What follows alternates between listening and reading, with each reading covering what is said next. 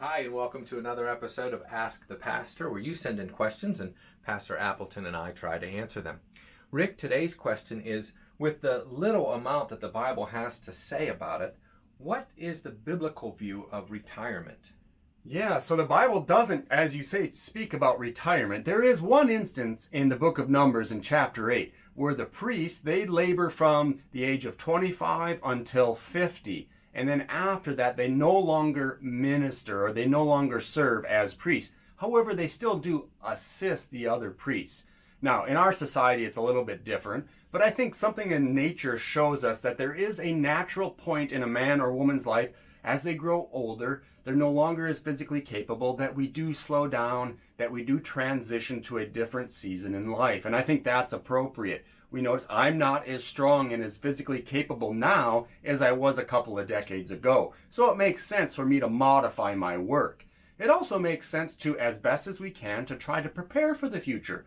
By all means, make investments, try to save some money, try to think ahead a little bit. That's only wise. However, I want to make a couple of cautions about retirement. Number one, you don't know what tomorrow will bring. As James says, don't boast about tomorrow. So don't assume that what you think is going to happen when you retire is going to be the case. A lot of things could change. Number two, you will always have duties in God's kingdom. You will always have duties to your family. You will always have duties to your church. So being retired doesn't mean you just sit on the couch all day or go golfing all the time. No, you still have things to do. And thirdly, I would caution against merely pursuing worldly pleasures. There is no place for any Christian on earth, regardless of how old he is or how many years he's worked, to simply pursue worldly pleasures. You should always pursue the Lord. You should be pursuing righteousness and be preparing for heaven. No matter what, you never ever retire from being a saint.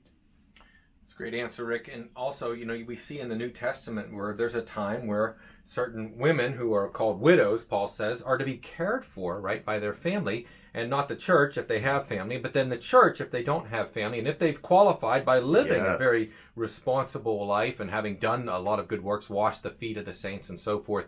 And so there is care for one another. We can think of, our system of Social Security where there's care, there's money given to people who are not able to earn on their own. And that's where the family comes in the Bible, where family members care for the older ones because, as Pastor Appleton said, they're not able to earn their own living, but they should always be busy and active in duties that please God and that benefit His church. Well, that's Ask the Pastor. If you have any questions, send them to us. We'd love to answer them.